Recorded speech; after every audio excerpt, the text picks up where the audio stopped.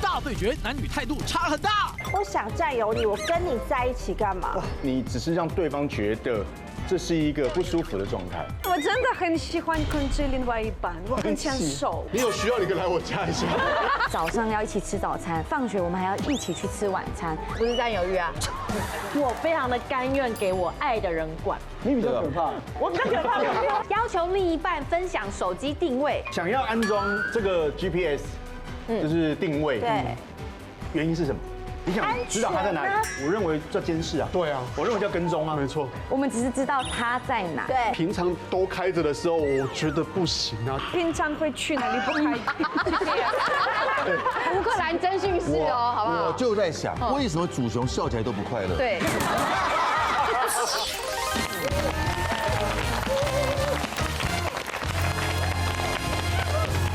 欢迎收看《女王大人》。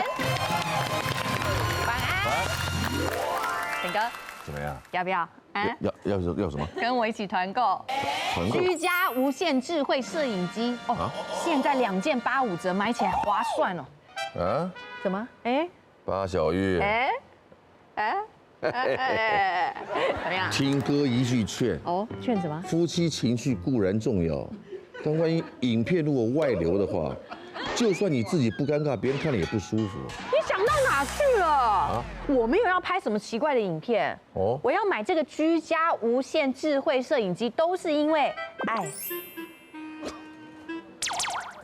买摄影机跟爱有什么毛关系啊？当然有关系。我跟你讲，这个摄影机很厉害哦。听好了，它有 AI 人脸辨识功能，重点是它可以即时录音录影，还有 GPS 定位哦。哇！所以我买了7台，无论在家里的客厅，还是他的工作室、办公室各个角落，还有车上，我都有装。他去哪里我都知道。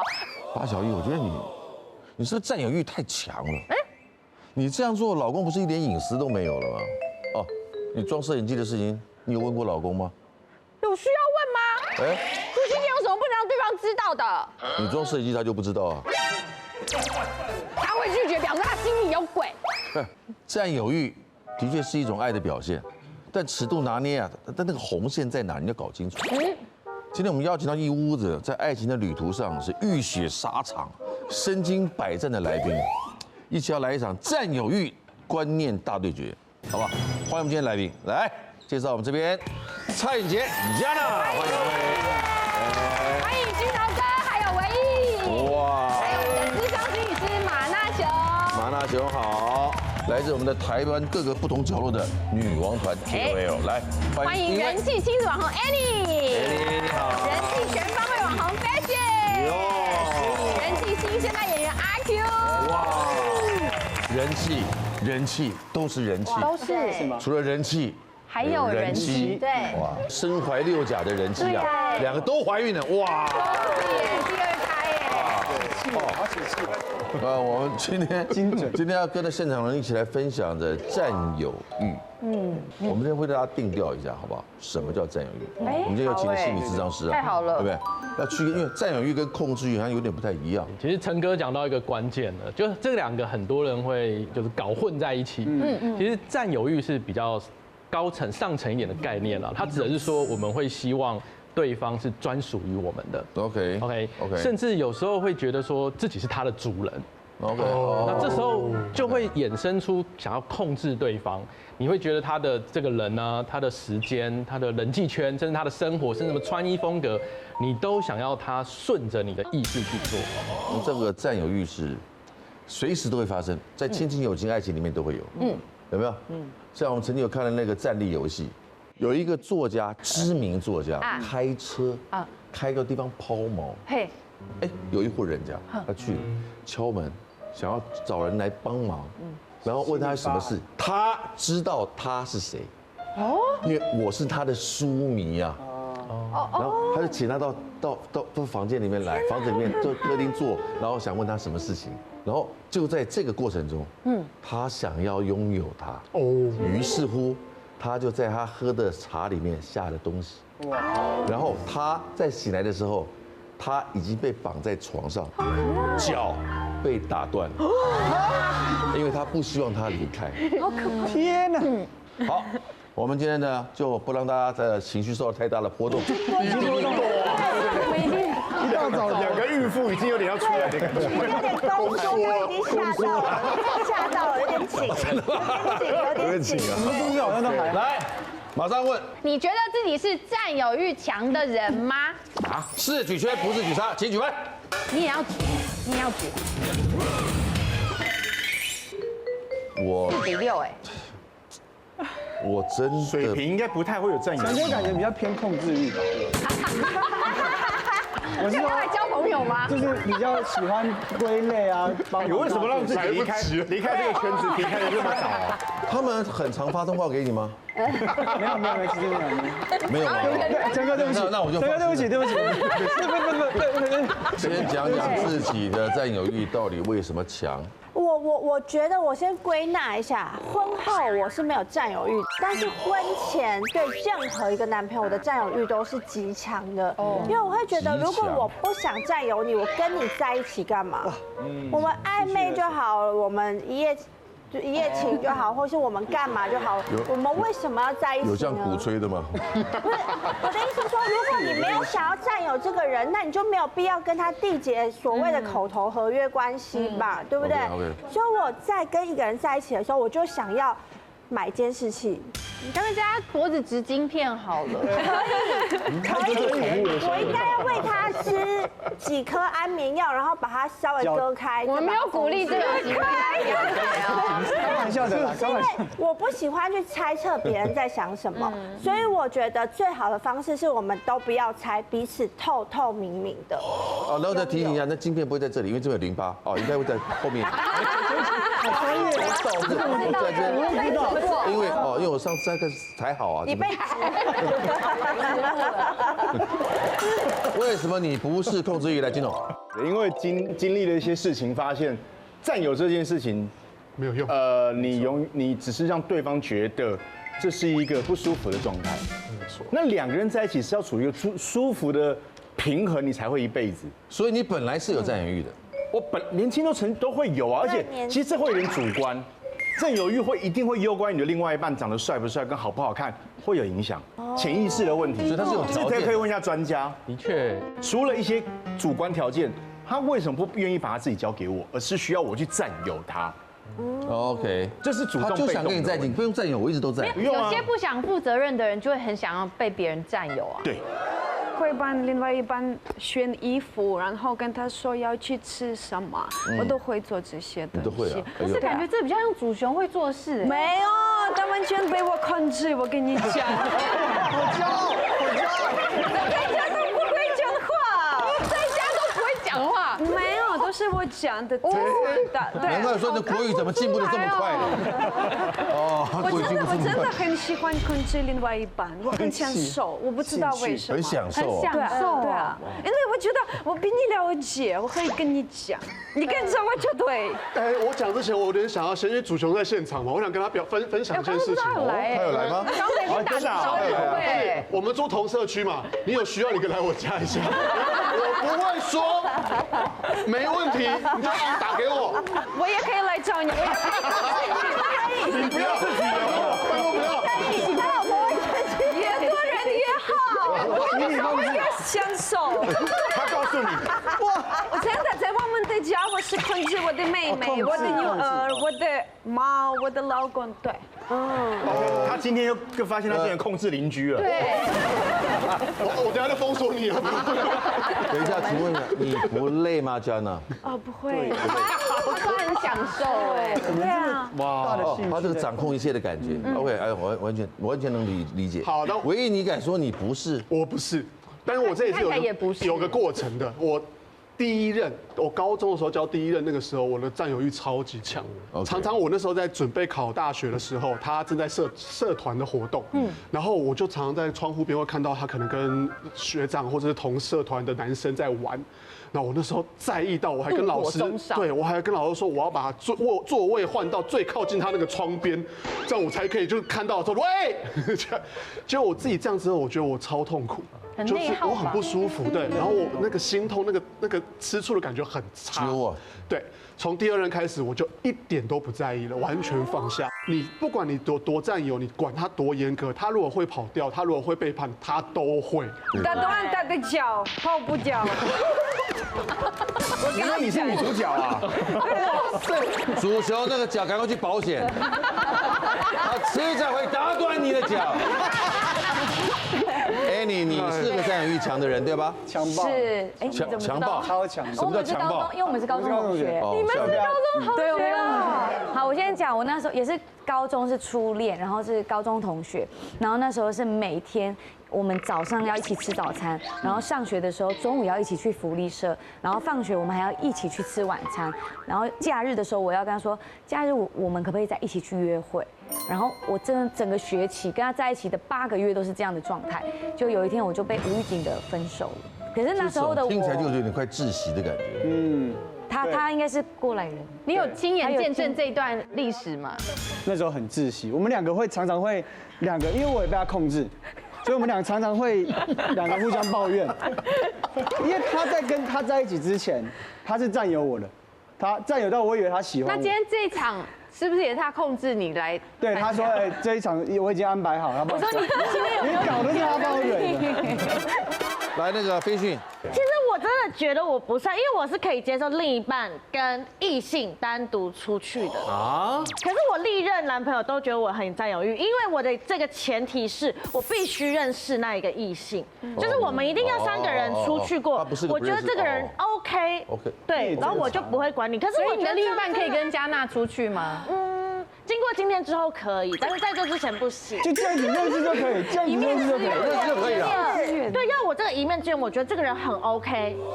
你不占有，我真的还好，因为我自从发现，因为我以前很占有，但自从发现他开始会因为我的占有而对我说谎的时候，我就觉得哦，哇，那跟我的初衷完全不一样。我们现在把这个厘清之后，对我们今天讨论事情很有帮助，很有帮助。根据美国的心理学的知识网站，特别这都是 Very Well Mind 它的研究报道，情侣之间如果有轻微占有欲，其实是维系关系的润滑剂。它能够让对方觉得说我们彼此是被重视的。但当这份占有欲开始出现查情、怀疑、限制交友这些行为的时候，就会从爱演变成了情感的操控。所以在爱情里，到底哪一种行为算是关心？哪一种又是已经跨过界，让人感到喘不过气的压力呢？来，关于占有欲的那些事，今天我们就来说清楚、讲明白。好的，马上进行女王调查局占有欲观点大对决。这些行为算是占有欲太强吗？来，准备第一题。第一题，要求另一半分享手机定位，这个行为算占有欲太强吗？分享手机定位，请举牌。这么多圈，女生反而不觉得，你看看，对，其实这边就会有男女扎大，好明显哦，矛盾，好不好？我来先听听看Gino怎么说。想要安装这个 GPS，就是定位，对，原因是什么？你想知道他在哪里？安全。哎，你知道你们有的时候说要回家，结果没有回家，你知道我们会担心，我们不是担心你跟别人怎么这个样。安全，如果我换另外一个方式可以克服的话，例如，因为我认为这样子的行为哦，对我来说你叫安全，我认为叫监视啊。对啊，我认为叫跟踪啊，没错。可是如果你想知道我安不安全，我可以接受。我跟你视讯啊，然后我跟朋友在一起，就没接电话。我真的视讯。我觉得很多事情哦，确实，为什么要输？这个是安全。Jana，你看见我了吧？你看这边都撞得乱七八糟的，有6台车撞在一起。OK， 拜。我认为啦，今天哦，你们讲这些事情会发生叫意外，意外会发生，为什么？你想不到它叫意外嘛？就算你 GPS 定位我还是会发生意外，因为它叫意外。但是我们可以及时的去救。为什么会及时？我被捅一刀，然后你 GPS 定位我，你怎么知道？我只是在原地不动啊。可是这已经是2件事了吧？这已经是2件事了吧？我只要我只要移动到下个点的时候，我跟你讲个电话，你不放心，我跟你视讯一样，对，这一样是可以克服的事情啊。我们是讲不一样的，不一样的。对，什么不一样？哪里不一样？你讲，你讲。就是我们说安全，我刚刚讲的，对啊。如果你不回答，我怎么找你？没有，这是另外一件事，这是不对的，找不到人是另外一件事情。你找不到我，那个是我连电话也不接。那不一样哦，人品问题。因为我这真的有遇过一任男朋友是这样，就是我们在一起要出国旅游，然后他是自己骑车骑到深山去，然后我找不到他，对啊，所以而且我们不会每天一直看啊，对啊，我们又不是随时随地说，哎，他在哪？哦，他现在在酒吧，哦，他现在在上厕所，对，我们只是需要一个安全感，又不是电子脚镣，对，我们并不是每天都24小时，而且监控也不是看，我们只是知道他在哪，对，这是我们的重点而已。偶尔，如果因为我外景，我这次真的要进到雨林里面，我这个时候我开给你，我觉得没有问题。但你是平常都开着的时候，我觉得不行啊，就是那你平常去哪里？就是被监视的状况。来，你看到 Jenna 的表情了，一遍，你再说一遍，你是平常会去哪里不开？录音你就开了，你危险了，你安全就不开，是不是？对不对？逻辑好清楚。我会怕哎，我刚鸡皮疙瘩起来哎。乌克兰侦讯室哦，好不好？我就在想，为什么祖雄笑起来都不快乐？对。勉强的。你认为这太紧了？太紧了，因为类似这种感觉，就是我一样，我平常我收工回家，我会让你们知道说我要回去了。那如果我在中间过程中，你想知道我安不安全或干嘛，你随时跟我视讯，随时打电话给我 OK。但有时候我们开车回去的路上会想说啊，我想要出去买一个大肠包小肠，所以我就弯出去，不在平常回家路上。然后他可能就觉得说，你为什么跑到那个地方去？我有我的自由，我想吃个大肠包小肠而已。你讲到2个字很重要，我觉得人有时候需要一点点没有人能够干涉的自由。对，一点点，就那么一点。我忽然想跟好兄弟喝个2杯，我就是觉得我就想做这么一件事，不用跟任何人交代。对，唯一我刚刚很想问你，你婚前跟婚后不一样吧？如果你婚后老婆要在你的手机装 GPS， 你是愿意的吧？婚后我是愿意的，对不对？婚后，但是。我愿意，但我还是会想要有一点，就是我就算中间偏离一下，做一点点我自己开心的事情，就是你不要管我，没有不行啊。其实说真的，你想要给另外一半惊喜，想去买个什么东西，布置个什么东西，对，你为什么人在 hotel？ 我在 hotel 已经布置好我们的 anniversary 几周年纪念，但我不想先跟你说。是所有的惊喜都被你们破坏了，就因为我 GPS 随时让你知道我在哪里。这个很，我又不是随时看，他们都说他不是随时。我怎么知道你是不是随时看？你们2个，我怎么你随时要看我也阻止不了你啊？你好强哦，就是你总觉得大家都在监视你，但我只是纯粹只是，哎，你今天晚回家看一下，因为你说随时可以视讯，随时可以打，那我真的随时的时候，你也会觉得很烦。你也没，我随时跟你说视讯，你干嘛？现在为什么要视讯？刚刚不是视讯过了吗？那我就不敢打扰你，我只是看一下。哦，你说你是在 OK 了解，对我就只是这看一下而已。我觉得你们都有讲到一些重点，都是在乎的点，但也都成立，对，啊没有不成立，但真的我们今天聊一聊，你就会知道说，哎，我们好像不需要太过的强烈，哦。因为我觉得说到底，它一个关键就是安全感了。当然你要撇开那种特殊情况，什么深入雨林啊、出外景啊，或者什么去深山干嘛的那种，深入雨林都来了。这种算特殊情况，有 GPS， 当然为了安全，没那么多雨林可以去啊。你连士林都没时间去得进雨林。我好想去士林啊！我大肠包小肠。如果是一般日常中，我觉得这个就涉及到安全感了。你对于这个关系，你是会很害怕他做了什么，或是过去的经验等等的影响。所以，与其说2个在那边是吵要不要装 GPS， 我觉得关键是去谈说彼此之间对于这个关系的安全感或担心是什么。我觉得这个才是核心问题。没错。大家聊就聊，尽量不要有情绪。尤其是家长，因为那个加纳现在5个月嘛，啊，我8个9个月，所以我们荷尔蒙今天可能我们尽量控制，但是很难控制，很难控制。加油，好不好？加油，是怕宫缩，脸好长，对，小心。我这是找节目找2个孕妇来压我，这是麻将节目啊！我现在想想状况很不对劲。占有欲吵不停，男生女生谁有理？请我的青梅竹马来载我，然后我也有先跟我这个男朋友讲，我这个男朋友大爆发，冲来我们店里说你不准上他的车，你上他的车我绝对跟你分手。我想不到任何理由我要跟异性单独相处啊，因为我要尊重他呀。我觉得这件事情是占有欲很强啊，不是占有欲强啊。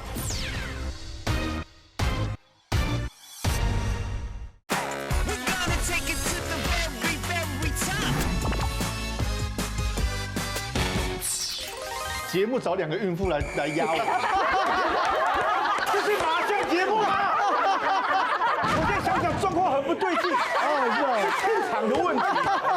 我正想要反驳他说，又怕他忽然要冷静，体低，开了怎么办？如果为了我们今天这主题聊聊，他就破水了，那也厉害啊！对，好像是我造成的一样。当然是啊，君啊，哎，你一定是孩子的干爹啊！对呀，君啊，好了，孩子乖。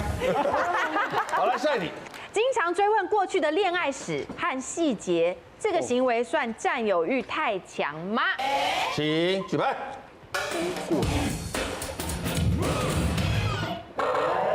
经常啊。经常哎，哎呦，有3个不觉得，你们竟然不觉得？这么喜欢听，我纯粹是好奇。哦，你是经常的那个？经常问呢？对啊，经常好奇啊。不是你好奇什么？可能饮料他会不会帮忙插吸管，之后就是好奇小问题而已。那如果他都做的比你好，对啊，他都做的比你周全，做比你好不会怎么样？我觉得不会怎么样。你是最好的，你是太太。我跟你讲，做的比你好的就在这边坐着。你赢了。对啊，没错。哦呀，我们大部分都认为是嘛，对不对？我是因为蛮怕再被攻击的，站在同一边好像好一点点。就是邻居，没用的家伙，怕被攻击啊！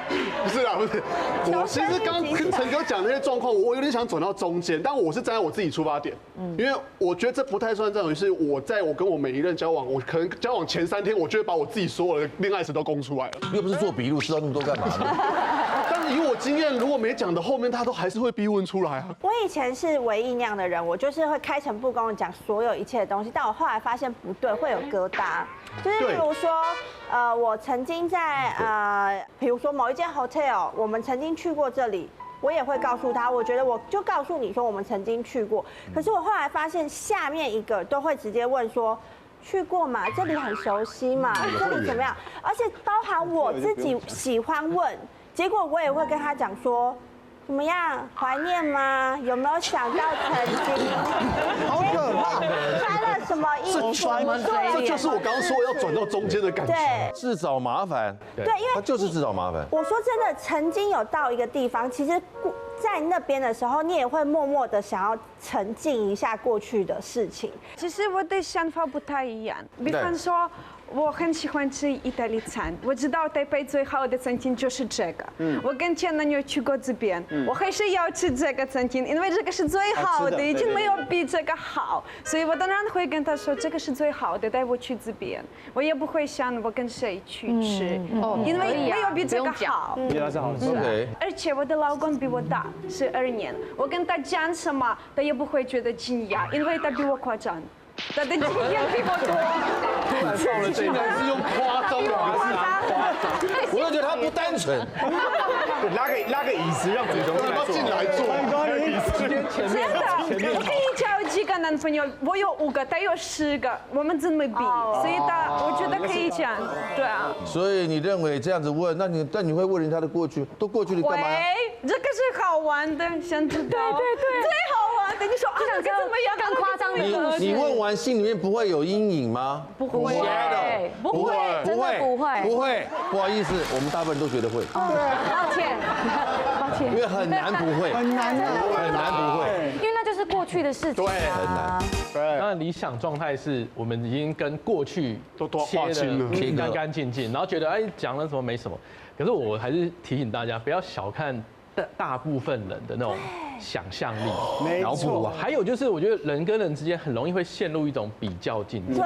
对，有时候而且他又不是现场看到，他听你讲，他自己有脑补，然后他自己就会觉得啊，那他是不是觉得他比较好，还是我怎样？对方如果是特别会脑补，或是特别会陷入比较的，我觉得不要讲细节，大概提就好了。还是要看自己的伴侣是什么样的个性。对对，不然就变掐跪跳有单了。对，不得了了。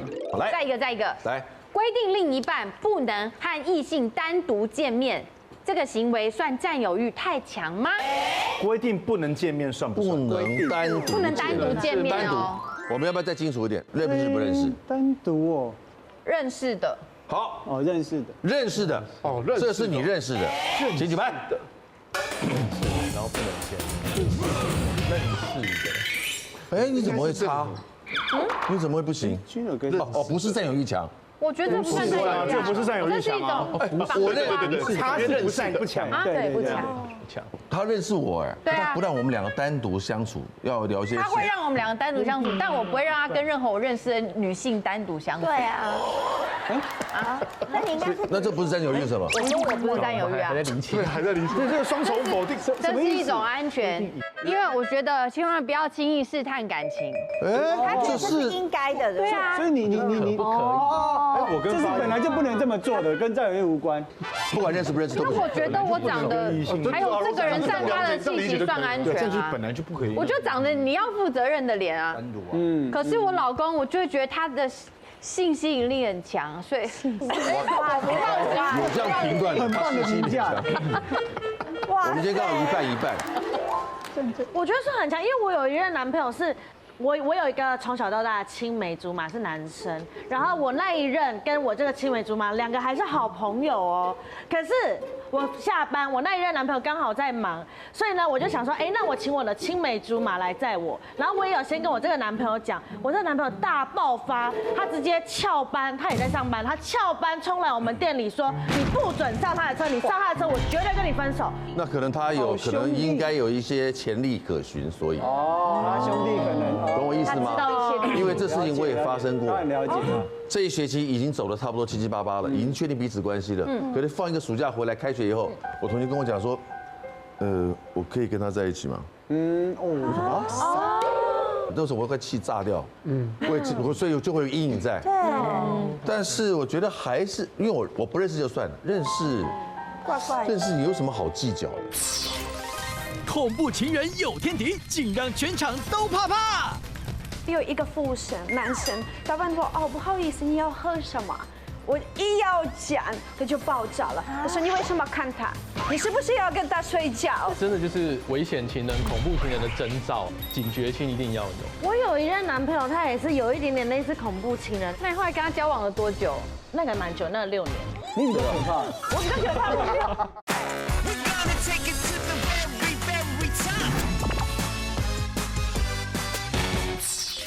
我不认识就算了，认识有什么好计较的？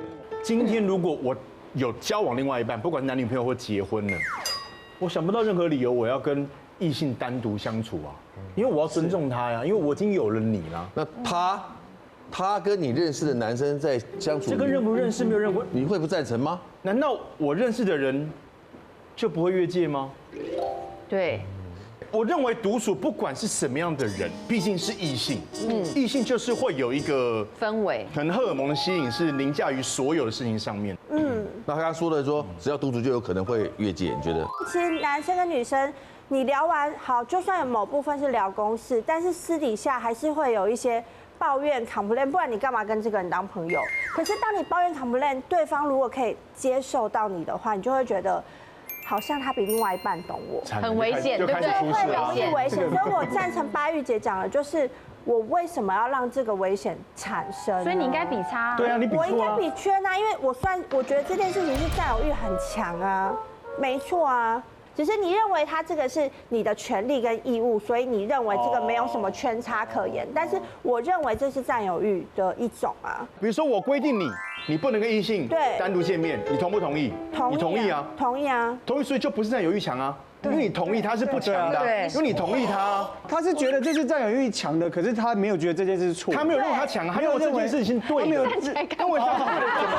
要发言，可是我刚刚看题目，你等我，对，我们两举圈的原因是我们认同这件事是占有欲强，对，跟我们他认为是强的，但他不觉得这件事情不能因为强而不做这件事。一码归一码。我懂。我越来越乱了。我们的题目很清楚，他也搞得很清楚。我懂活动小姐的意思。刚才那个阿 Q 站起来讲话，我觉得我们在开班会呢。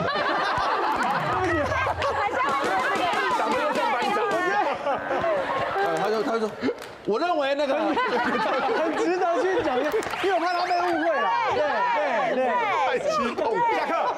所以就题目来说，我们的确很能理解，对不对？对。但是还是现场会有一些人直截了当的，就是不行，对不对？我不认为他是占有欲啊，怎么样？哪里不对啦？对不对？好，来。麻辣熊，同样就是回到关系里面了，你就这需要跟你的伴侣去讨论，到底能不能单独碰面。像刚才有些人说到是认识的，或者是谈公务的，两边说好，那就没问题。而且刚才说到这种都跟安全感有关嘛，彼此平常相处的时候，对方的一些言行举止，我觉得也会影响我们有没有办法接受他去跟异性单独碰面。如果他真的有时候跟人家聊天都没什么，你就会觉得那个人我也认识，那 OK。可是如果他平常就会让你有一些担心的话，那这时候你可能就会选择不行，不管任何理由，就算是谈公事，我也会担心。你会让爱你的人担心，那就不好，就这样。所以我们要开始练习放心，放心会让对方觉得有人相信你。这个感觉很好的。好，接下来另一半太爱管，这些占有欲行为让人受不了。现场我们也找几个例子，让我们就告诉大家，你的另一半是真的有占有欲哦，另一半真的有，或者是他有一个行为是，你非常受不了，多受不了，1到5分请举手来。另外一半的占有欲这么强，最后 ，OK。不是你控制他吗？你说他控制你。以前的，他现在控制我，我学会了。现在我控制学会了。真的。这个有点恐怖。我学会了。原来是这样啊！原来学坏了，找到根源了。你长大了， Oh my god， 好棒啊！我长大了，祖雄笑中带泪。不是你长大了，是祖雄太倒霉了。Oh my god！ 好，你先讲，他对之前的怎么对你？就是我有一个男生，他是追我，然后一开始他是正常的，但是后来他是会问我一些问题，比方说，你有几个以前的男朋友？我就说我2个，比方说2个。他说你跟几个男朋友睡过夜？我就说为什么我要跟你分享这些？这个是我们第一次去约会，我觉得很奇怪。私密了吧？对啊，但是后来我就没有跟他讲。后来我们是看电影，然后他看到2个人在亲亲，他就爆炸了。他说你是不是跟前男友是这样亲亲啊？那么爽吗？喜欢看吗？我就觉得，这不是我，这是他们2个在电影里面亲亲，跟我没有关系。哇，很不舒服。但是最夸张的是，我们去餐厅，然后有一个服务生，男生，他问我，不好意思，你要喝什么？我一要讲，他就爆炸了。他说：“你为什么看他？你是不是要跟他睡觉？”生病了吧？在餐厅，大家在看着我，我就觉得好丢脸。你们第一次 dating？就是第2次。第2次 ，Oh my god！ 我就说你不要这样子，这个是服务生，但是他不管，他就是一直要骂。后来他就离开了，但是过了半个小时他就回来了，好像没事。他说你到底要喝什么？这样子。后来我觉得不行，我就不要跟他继续。当然不舒服。恐怖情人。对，这个是恐怖情人。他会把你关在家里的。但是不会让你出去，他会说你的朋友不好，你的朋友你知道他看起来很随便，你跟他出去的你也会很随便，他都是觉得大家不好，只有他一个人好。OK， 哇，刚才那个真的就是危险情人、恐怖情人的征兆哎。比如说第一个，他们就会因为一些小事情就整个压起来，因为他就会联想到说你是不是不重视我，你是不是背着我干嘛？他的脾气又会很大，可是他们脾气就起伏一下，起伏太剧烈，一下又自己又掉下来，起伏太剧烈都很危险。对。然后还有刚才说就是控制你的人际关系，他会操弄说我不喜欢你的家人，你不要常跟你家人碰面，我不喜欢你那些朋友，你都在家里跟我在一起就好。如果有遇到这个，警觉性一定要有，这非常的危险。情绪曲线太强烈的非常可怕，要小心。另一半占有欲太强，竟连他也不放过。我那时候养一只流浪狗，他说，哎，它很恶心哎，刚你不在的时候，在你床上又闻又舔的，一直闻你的味道，真的是受不了它哎。我说它是我的狗哎，你也认识它哎。他说，他就笑了一下说，你离脚断掉不远了。对。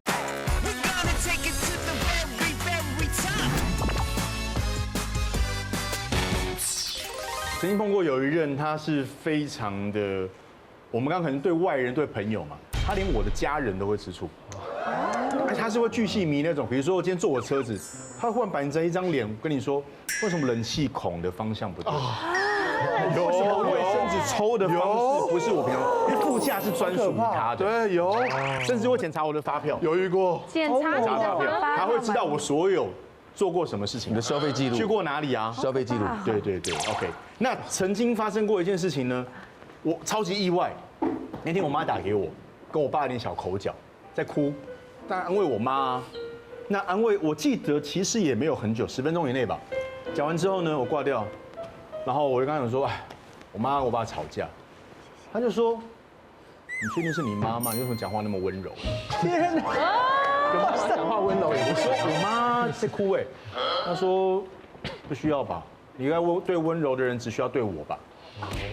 还有一次，对，还有一次，手机来一个讯息，他看了一下，因为手机有时候讯息会跳出里面内容的嘛。他说，哎，你妈说晚点打电话给你。我说，哦，那我先回她，我就打电话，我抽不动，他不给我电话。我说你干嘛？他就看了我一眼，你到底什么时候才可以完全属于我？你怎么会跟这种人交往？打断你的脚的那种。你讲对了，那时候我就已经觉得这女的不能够再下去。对啊。终于发生了最后一根压倒最后一根稻草的事情。我那时候养一只流浪狗，跟了我蛮多年了，他也认识。有一次呢，因为家里吃饭，那吃饭的时候卫生纸掉地上，他要去捡。其实对狗来说，因为卫生纸掉它的前面哦，嘴巴前面拿东西，那是一个护食的行为。他一拿的时候，狗忽然喊了他一下，啪！可是马上就放掉，因为他知道你是主人。我说你还好吗？他看一下手没事，但他就是看那只狗就若有所思。好可怕！若有所思。隔天发生事情，你们才知道可怕。什么桌上有一碗汤吗？下毒料理机。隔天我回家，我一开门有养过人都知道，第一个动作狗就会冲，扑到你身上，没有这个动作。哎，我的狗嘞，奇怪怎么回事？然后忽然有一个最不好的预感打到我的脑袋里面来，跟你们一模一样。我看了他一眼，他没有看我，他只看了阳台一眼。我就冲去阳台，把门打开之后，一只狗往我冲过来，但是嘴巴是圈了一圈的胶带。虐待了。冬天，它被关在阳台，我不知道被关多久。我非常轻的把胶带撕下来的时候，还是粘了一堆胡子跟毛下来的时候，它是在我的怀里面哭哦。我抱它，我就冲去骂说：“你到底在干嘛？”他说：“哎，它很恶心哎，刚你不在的时候，在你床上又闻又舔的，一直闻你的味道，真的是受不了它哎。”我说：“它是我的狗哎，你也认识它哎。”他说，他就笑了一下说。我又没有杀他，你反应那么大干嘛？你离脚断掉不远了。对，我马上就把他撵走。那样你就会完全属于他了。我觉得好变态。你的眼神怎么跟他有点像？但是那时候就是我讲他很平静的眼神，就是这样看着我，他不觉得自己做了什么大不了的错事。我有一任男朋友，他也是有一点点类似恐怖情人的那一种，因为我虽然是射手座，可是我非常的甘愿给我爱的人管。我觉得人家越管我越爱我。你有被奴役性？有一点点。然后我那一任男朋友是学生时期，我非常喜欢他。然后他是那种会每天就是放学去约会，就会说你的手机交出来我要看。所以你知道那时候一有脸书啊 IG， 大家一看到可能认识的人都会去乱加。对。然后有一次我手机给他的时候，我们在外面餐厅吃饭，手机交给我那一任男朋友看的时候，他吃到一半哦，直接啪。摔我手机在桌上，然后直接走人。然后我那时候想说怎么了，我还追出去餐厅外面问他怎么了，然后他都不讲话。然后后来我就回位置，我就看了一下我的手机，我发现有多了一个交友邀请，是一个男生。然后这个男生是我国小同学，但是就是完全没有联络的一个人，就加好友。所以就这样对。然后他也是后来有回来，可是他要我怎么样，你知道吗？他要我去确认这个人好友，然后密他，然后传我跟我那个男朋友自拍合照传给他，说我现在有男朋友，请问你加我有什么事吗？对，好超啊！那这个，我记得那个同学好像只是回我说，没有，只是刚好看到你加你，就是这种很普通的行为。结果那个男朋友就说，在我面前把他封锁，不然现在就分手。这反应太过度了。对，但是他只要是男生加就不行。那你后来跟他交往了多久？那个蛮久，那个6年。你的奴性很强，真的，你比较可怕。我比较可怕。他也是，就是因为那个我真的很喜欢他，所以就是那时候我甘愿，对我愿意，甘愿做欢喜受，对不对？我这一任呢，他是很喜欢把所有事情有点像是条例式的都列出来，而且要照上面都要去照他去做。所以其实我会觉得我要称呼他就是他是我的甲方。因为我们真的活动超像是合约的模式，干爹啦，干爹。我从来没有听过说我的前女友叫甲方。原因是，平常我们生活上很多事情，尤其是我工作，他都要先前几天就要他要过我的 round down。他要知道批公文就对，他要知道我这趟外景我这一天什么时间点做什么，我们在哪一间餐厅，我们在哪一个点，我要拍什么，都要清清楚楚。但你们也知道，我们外景很容易会有那种很突发的状况，对啊，或是很好玩的新的东西，那我觉得就加进来啊。我平常习惯是跟他交往过程中，我还是会告诉他，我可能那天玩之后，我会补上条例，说今天有跟合约上不一样的东西，光档上不一样的东西，让他知道。但有一次我真的忘了，因为那次是我们在一个游戏的过程，然后那个山坡上有一颗大球，那个大球是有人抓在里面可以滚下去那种，很刺激，很刺激，很晕，好玩。一开始不是我要玩，是我们这队的一个女生她要进去，但她又怕。那我们这队其他人都在山下了，所以我就觉得好，那我就一起啊。但装得了2个人吗？很大颗，就对面的，所以绑着的。你现在转的过程中我都看得到他。对，你是都看得到，你完全碰不到他那种状况，我们这样滚下去了。然后那趴其实过程很嗨，大家都很开心。我忘了说了。我们回家在1个多月后，我们一起在看播出，看到了，看到那当下我就不动了，你知道，很像那个青蛙被蛇叮到，我就不动，然后这边就一个很强的视线一直盯着我看。甲方说你违约，对。另一半爱吃醋，竟用这招宣示主权。占有欲强到他会把我的手机的联络人的资讯全部改名。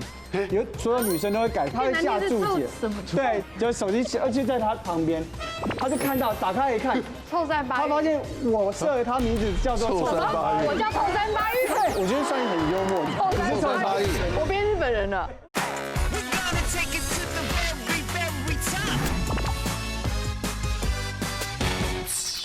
我们一起在看播出，看到了，看到那当下我就不动了，你知道，很像那个青蛙被蛇叮到，我就不动，然后这边就一个很强的视线一直盯着我看。甲方说你违约，对，为什么不讲？合约上没有，我违约了，这个违约金不得了喽。他就暴走了，那暴了1个多礼拜吧，很可怕，违约。然后从那之后，我们的合约上就多了一些其他的注意事项了，就是从一开始是我都要不能只是用文字去报告我在干嘛，我要拍照，拍照到最后都要视讯了。然后视讯变成到我最后，我视讯我要保全我自己嘛，我要保护我这个条例，所以我常常我们出去外景的时候，我们是男生会2个人一间，对不对？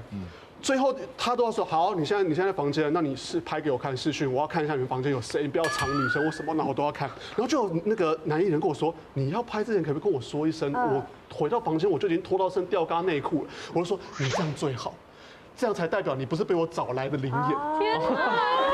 才代表你待在这里面。这也太不相信了，所以我还解约了。太不相信，解约了，解约了，解约了。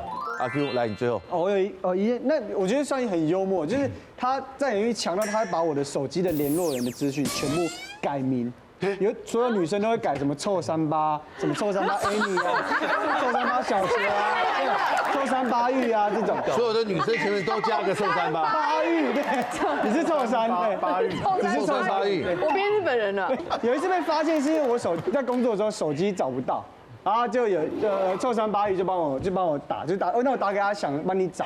就手机，而且在他旁边，他就看到，打开一看，臭38玉，他发现我设了他名字叫做臭38玉，我叫臭38玉，他怎么样也改成柠檬爱玉嘛，臭38玉，然后他就生气了，他就很委屈，因为我们就关系还不错，然后他就很委屈的哭了，然后但是因为我那时候要保护我的女朋友。我也不能跟他说是我女朋友搞的，因为你怎么解释，我觉得当事人都觉得，对，所以我没解释。我看到我的名字在你手机里显示叫做臭38玉，我真的很抱歉。为什么？我很抱歉。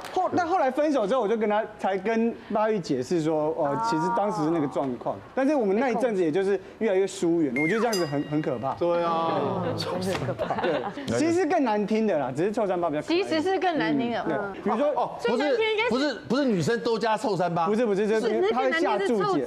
对，臭表，对，臭手表这种，臭什么？海滩类的就对，海滩类的。知道啦。我觉得占有欲刚听起来，其实某种程度是非常强大的压力，对，而且是让人窒息的，真的让人窒息耶。但是人这很像是人这个人格特质里面，如果你没有好好修身养性的话，那个部分很容易被彰显出来。所以在真的确定关系之前，我觉得不要急，真的需要多几次的约会跟观察。你觉得在约会的时候可以看得出这个人特质有占有欲吗？比如说刚才有提到那种他情绪起伏很大的，服务生问个话就整个压起来的这一种。还有一个呢，可以试着去跟他聊到一些他的原生家庭过去的经验，但也不是说他原生家庭小时候受到不好对待，他就一定是恐怖情人，还要看他有没有之后慢慢的复原。有些人会透过心理咨商或一些修身养性的方式，或者就是好像非你不可，这要特别小心。如果他生活重心没有别的，只有你这个人，那我们压力一定会非常大。其实这样的关系相处起来很内耗。那如果真的还是看不出来，如果能不能在身上装什么 AI 家庭摄影？那就换你变成居家居家智能摄影，智能，very good，装那个会有帮助。叠对叠，这样感觉你自己会黑化。我也进去了，黑化了。以刚马纳雄说，他下的结论，你们可以感觉到我的世界里面只有你，他很想占有你啊，可是没有办法。他算是爱情里面最难拿捏分寸的一种吧？哦，对不对？你有时候想控制对方，不是因为你想要抓紧，可能是因为你太害怕失去，所以你想抓紧。就是害怕失去嘛。对啊，这个心理学家弗洛伊德有说过，他说真正的爱是在保有彼此自由的前提之下选择靠近。哎呦，选择这好，希望电视前面的你或你，还有在座的各位，都能够在爱的旅途中爱得刚好。不紧不松，不绑住对方，也不委屈自己。太好了，好不好？祝福大家，女王大人，下次再见。See you， 谢谢，谢谢，谢谢马大姐，谢谢，谢谢唯一，谢谢，我们太晚睡了，好，谢谢。快订阅未来中文台 YouTube 频道，开启小铃铛就可以看到最新的女王大人哦。